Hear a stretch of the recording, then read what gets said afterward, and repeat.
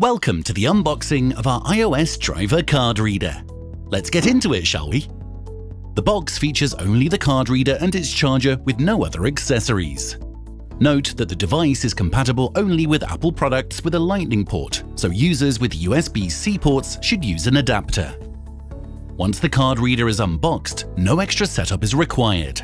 Just open the Tachogram app, plug the card reader into your Apple device and insert the driver card.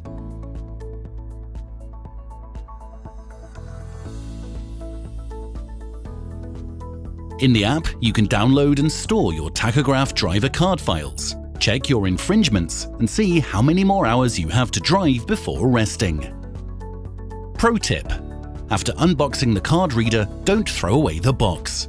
If you ever need to transport the device and a driver card, there's a perfectly sized cutout in the box just for that.